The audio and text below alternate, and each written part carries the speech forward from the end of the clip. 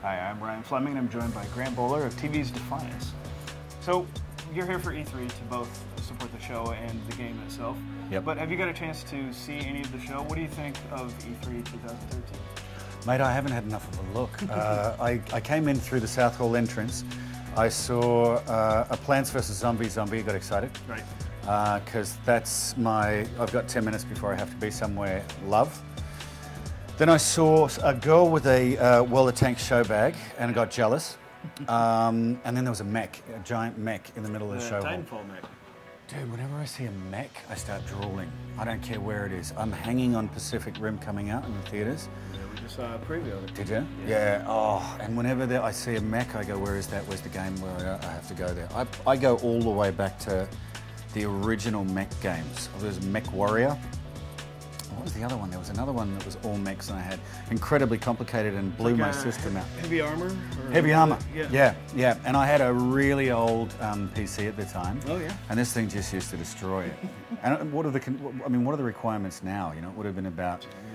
It would have been, 24 megabytes, and it blew out my hard drive. And now it's 10 times what the moon landing used. Yeah.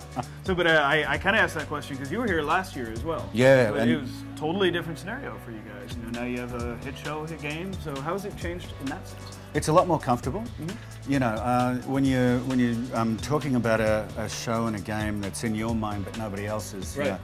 It doesn't have an audience yet and people haven't seen yet, it's kind of like trying to explain the wheel or trying to explain fire. Right. And now that both the show and the game are up, it's lovely because it's a lot more of a conversation. Yeah. We can talk more about what you've seen and what I've done and what we've done and where we plan to go to next. Right. So it makes the whole thing a lot more relaxed and a lot more simple, which I really enjoy because I'm not a smart man. Oh. But you as a gamer, what was it like the first time you saw yourself in the game Defiance? How weird was it? It was, what was really unnerving about it is, obviously I've been doing the acting for a long time. Yeah. So I'm used to seeing myself on screen, but it's always a performance that I did. Yeah. So it's me. I did it and I'm responsible for it, good or bad or indifferent, it's mine. The tricky thing about seeing yourself rendered in a video game is a lot of it I didn't do. Like I did all the movements and I did the boys rendered me. But then sometimes I'm doing stuff and I think, geez, I'm a better actor than me. I better take some tips off me, the me that's in the game. So that part's strange. It's like seeing yourself again performing for the very first time. Mm-hmm. The strangest moment I had, I was down at Tryon in San Diego. Right. I'm doing a podcast. The Tryon guys had done up my player character with my skin. Mm-hmm. So I was on camera in front of the audience playing me in the game, and then I met me. Yeah. There were 3 levels of me. I was actually going to ask about that. That was the freakiest thing I've ever come across in my life. I reckon if you're a sociopath or a narcissist, that would be the moment when your life was complete. For me, it just unnerved me completely. Yeah, when they were walking around wearing your face. There are too many me's in the room. Once you get past 2, there's too many. Do you have time? I know you said you played the game before, the Defiance game, quite a bit. Do you still have time to play it though? Very, very rarely at the moment. And I was just out. playing catch up a bit. It's all research. It's all work when I play the game. Yeah. I have to. Yeah, me too. Yeah, I know. It's an awful life. It's suffering. I consider it suffering. And I was out there and I was playing the Vulture for the first time because I haven't been on for a while. Right. And the Vulture were fantastic. I mean, I was in heaven, man. Yeah.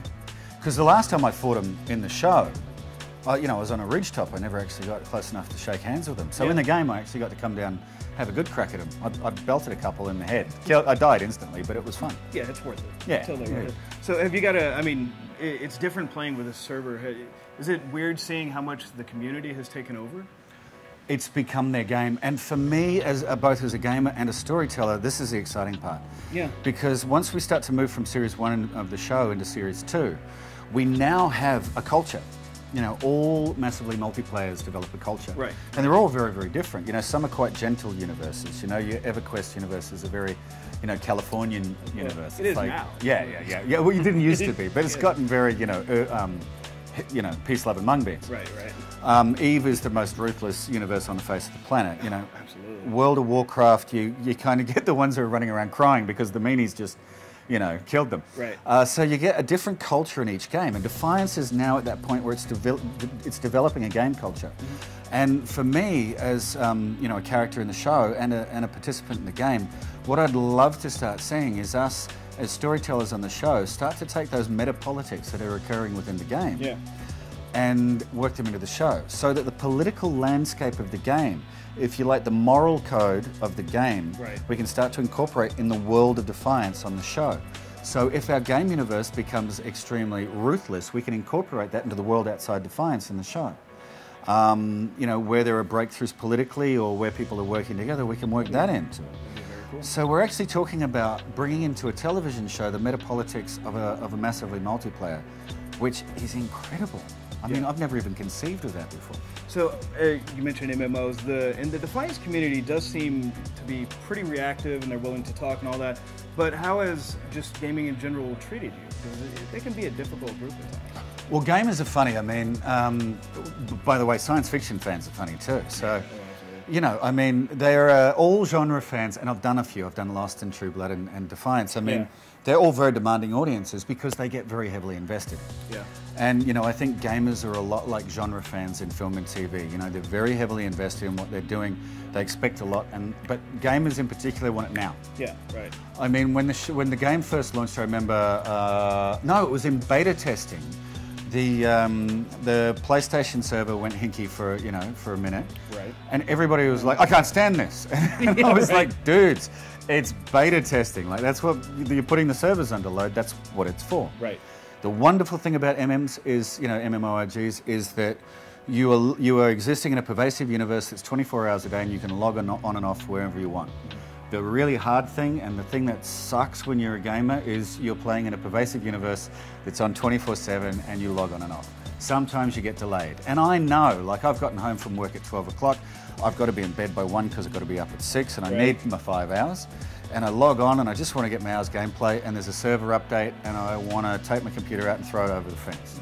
But really, at the end of the day, you know, everybody does the best they can. Yeah, and it seems like when Tryon launched, the key was communication. The developers at Tryon, they were great about keeping the community involved, and they were like, all right, fine, we'll wait. We'll patiently wait. We'll keep the pitchforks over to the side just for a minute, yeah. You know, we have the lighter in the hand, but we'll just wait calmly. So, what do you guys have coming for season 2 of the TV show? The writers are in there right now. They've been back for about a month and a half, and they're plotting through the second season. And I know that a couple of the heads of Tryon were in there this week with our writers.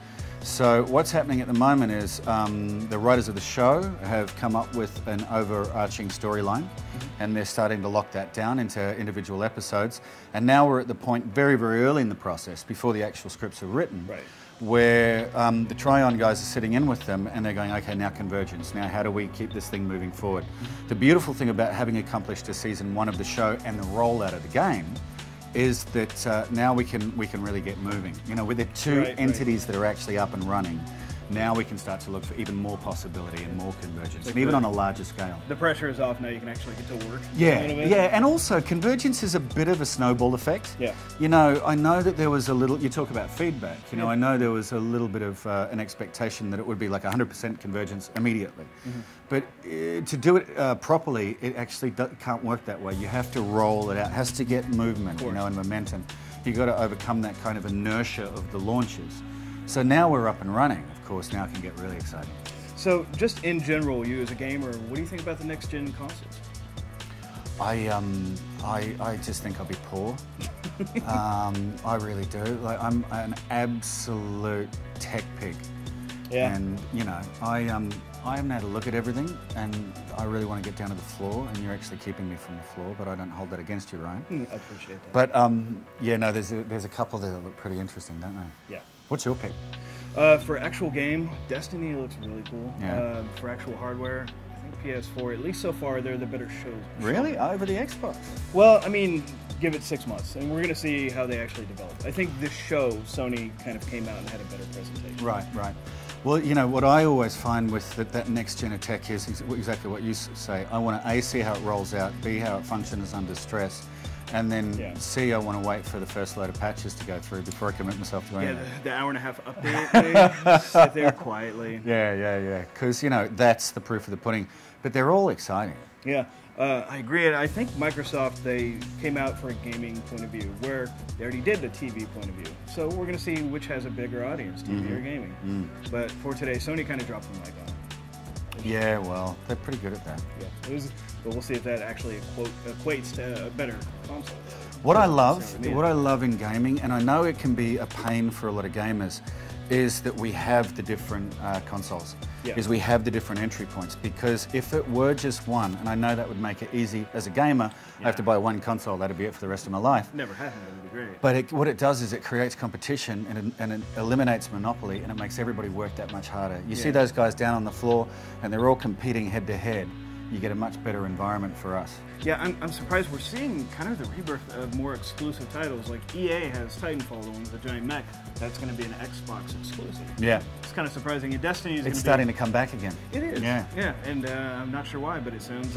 I would imagine it's the next generation consoles. Is that, you know, it's just getting that run on right from the start and trying to edge each other out. But you know what'll happen? In 2 years, it'll be across all three again. Yeah, I imagine the checks people are writing in closed doors probably have something to do with it as well. All right, but other than that, thanks for your time, and have a great E3. Thank you so much.